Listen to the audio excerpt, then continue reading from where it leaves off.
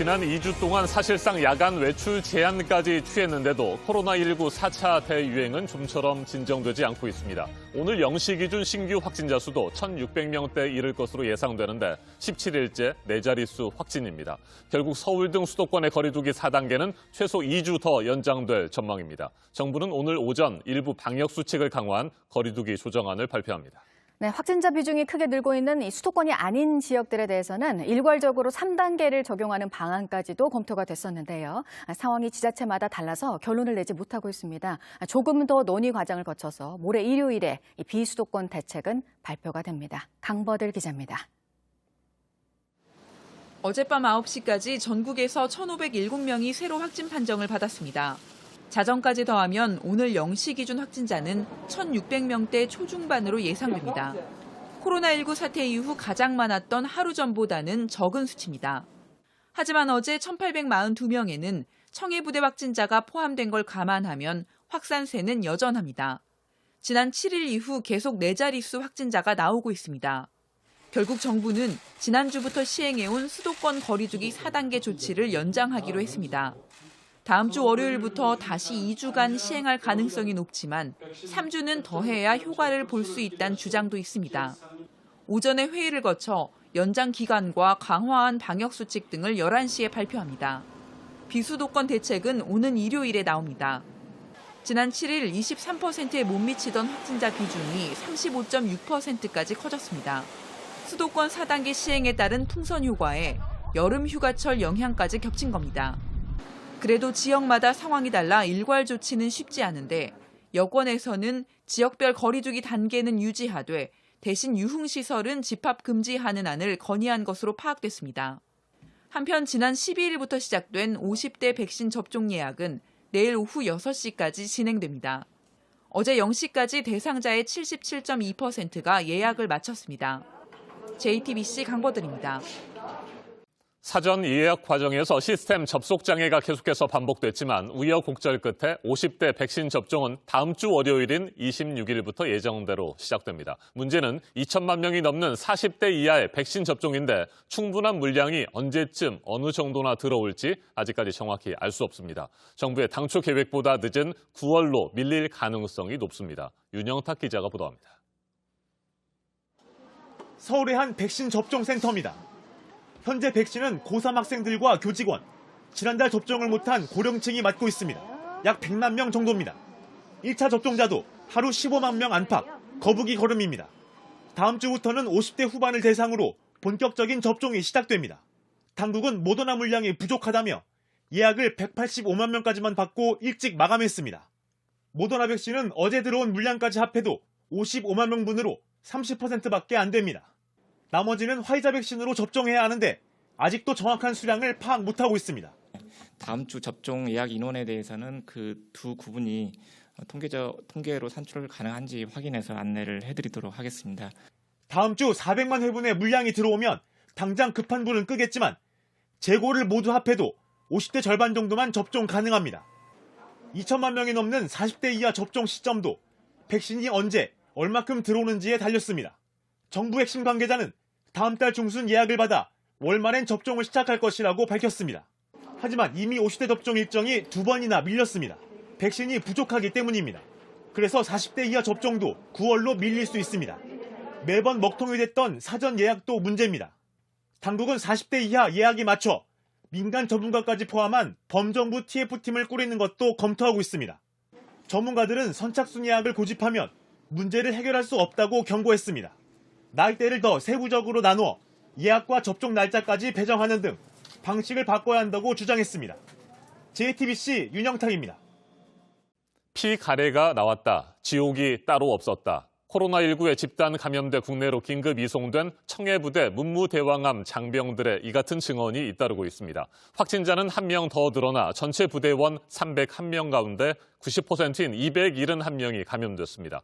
그런데 청해부대장은 90명 이상이 집단 감기 증상을 보이던 때에도 아프리카 해역이 우기라서 그렇다고 보고한 것으로 파악됐습니다. 국방부가 어제 감사에 착수했는데 엉터리 수준의 보고를 비롯해 집단 감염 사태의 원인과 책임을 모두 따지기로 했습니다.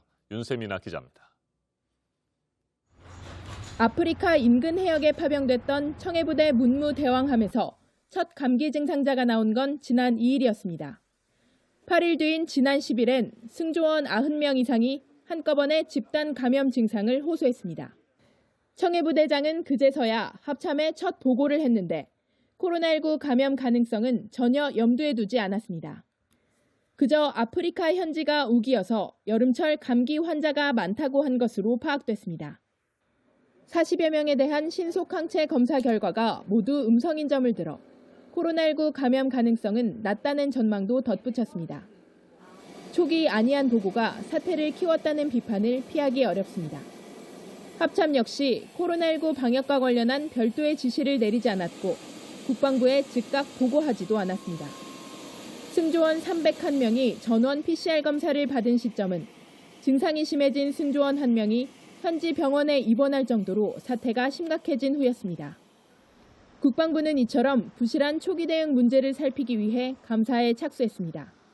청해부대 34진 부대장과 장병들을 비롯해 이들을 지휘한 합참, 그리고 해군작전사령부와 해군본부, 국군의무사령부, 국방부 관련 부서 등 모두 6곳이 대상입니다.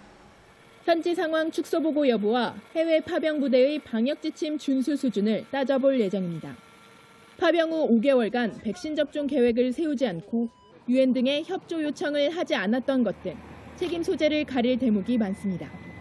이런 가운데 새로 증상이 나타나 확진 판정을 받은 1명이 추가되면서 청해부대 확진자는 지금까지 모두 271명으로 늘어났습니다. JTBC 윤세민입니다. 코로나19 재확산 국면에 접어든 미국에서는 델타 변이 바이러스가 빠르게 퍼지면서 하루 신규 확진자 수가 평균 4만 명을 넘어서고 있습니다. 2주 사이에 거의 3배 가까이 급증했습니다. 이 때문에 마스크 착용 완화 지침을 다시 검토해야 한다는 목소리가 잇따르고 있지만 백악관은 일단 선을 그었습니다. 워싱턴에서 임종주 특파원이 보도합니다. 최근 일주일간 미국의 하루 평균 신규 감염자는 4만 1천여 명으로 집계됐습니다. 2주 전보다 3배 가까이 늘어나며 4만 명을 넘어선 것입니다. It's real simple. We have a pandemic for those who haven't gotten the vaccination. It's that basic, that simple. 델타 변이는 빠르게 퍼지고 있는데 백신 접종은 속도를 내지 못하고 있습니다. 지금까지 백신을 다 맞은 미국인은 48.8%, 절반 문턱에서 정체돼 있습니다. 이대로라면 앞으로 4주 동안 사망자와 입원 환자도 계속 증가할 것으로 보건당국은 예측했습니다.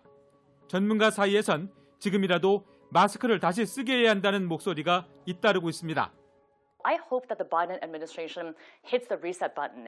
그러나 백악관과 보건당국은 현재대로 완화된 지침을 일단 유지하기로 했습니다. 이제 와서 마스크를 다시 쓰라고 하면 방역 완화 조치가 성급했음을 자인하는 상황으로 몰릴 수도 있기 때문으로 보입니다. I've seen the reporting, but what I can tell you is that there has been no decision to change our mask guidelines. If any decisions. 곧 다가올 가을 학기를 앞두고 학교도 연일 비상입니다. 미국 소아과 학회는 학교에선 마스크를 써야 한다는 권고안을 내놨습니다. 워싱턴에서 JTBC 임종주입니다. 도쿄올림픽 개막을 하루 앞둔 어제 유네스코 세계유산위원회가 일본의 역사 왜곡을 지적하는 내용의 결정문을 채택했습니다. 군함도를 세계유산으로 등재할 당시 일본 정부가 조선인 강제노동의 역사를 제대로 알리겠다고 약속해놓고 지키지 않았다는 겁니다. 이와 관련해 스가 정권은 약속을 성실하게 이행해왔다고 계속해서 억지 주장을 펼치고 있는데 내년 말까지 구체적으로 어떤 조치를 취했는지 보고서를 작성해야 합니다. 오효정 기자입니다. 유네스코 세계유산위원회는 어제 온라인으로 진행한 회의에서 일본 도쿄의 산업유산 정보센터를 개선하라는 내용이 담긴 결정문을 채택했습니다. 군함도로 불리는 일본 하시마 섬의 강제 동원 역사를 제대로 알리지 않았다는 이유입니다. 지난 2014년부터 일본은 초고속 산업혁명 유산의 하나라며 세계문화유산 등재를 추진했는데 외교 문제로 번지자 역사를 제대로 알리겠다고 유네스코에 약속했습니다. A large number of Koreans and others who were brought against their will and forced to work under harsh conditions.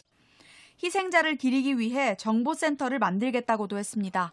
하지만 지난해 공개된 정보센터에 이런 내용이 담기지 않았고 결국 다시 한번 외교 문제로 떠올랐습니다. 유네스코도 현지 방문과 온라인 시찰을 진행한 뒤 이번 결정문에 강하게 유감을 표명한다고 명시했습니다. 당시 가혹하게 조선인 등이 강제 동원된 사실을 알려야 하고 희생자를 기리는 조치도 필요하다고 요구했습니다. 우리 외교부는 이례적으로 강한 표현이 들어갔다고 평가하고 일본이 이번 결정을 충실히 이행하도록 촉구하겠다고 했습니다. 반면 일본은 지난주 결정문 안이 공개되자마자 약속한 조치들을 이행해왔다며 억지 주장을 폈습니다. 決議勧告を真摯に受け止め、我が国政府が約束した措置を含めて、それらを誠実に履行してきております。 세계유산위원회는 일본 측 이행 보고서를 내년 말까지 받은 뒤 다시 회의를 열어 검토할 예정입니다. JTBC 오효정입니다. 남미 에콰도르에서는 교도소 안 재소자들의 충돌로 사망자가 나온 일이 또 일어났습니다. 교도소 두 곳에서 벌어진 폭동으로 이번에는 20여 명이 사망했습니다. 박지윤 기자입니다. 건물 지붕 위에 올라간 재소자들이 투석전을 벌입니다. 부상자가 속출해 앰뷸런스에 실립니다. 현지 시간 21일 남미 에콰도르 코토팍시와 과야스 교도소 등 두 곳에서 재소자들 사이에서武력 충돌이 일어났습니다. AP통신은 지금까지 최소 22명이 숨지고 경찰관 9명을 포함해 79명이 부상당했다고 보도했습니다. 유혈 사태는 경쟁 관계에 있는 갱단 조직원들 사이에서 일어났습니다. 마약 밀매와 관련된 범죄 집단 조직원들인데 교도소 패권을 놓고 충돌한 것으로 전해졌습니다. 코토팍시 교도소에선 대규모 탈옥 사태도 일어나 이 가운데 65명이 체포됐습니다. 에콰도르에서는 지난 2월에도 교도소 4곳에서 동시다발적으로 폭동이 일어나 79명이 사망했습니다. 지난해에는 100명이 넘는 재소자가 숨지는 등 교도소 내 유혈 충돌은 끊이지 않고 있습니다. AFP 통신에 따르면 에콰도르에는 정원이 2만 9천 명인 약 60개 교정시설에 3만 8천 명이 수감돼 있습니다.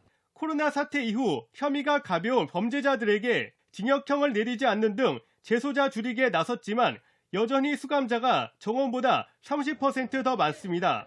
JTBC 박지윤입니다.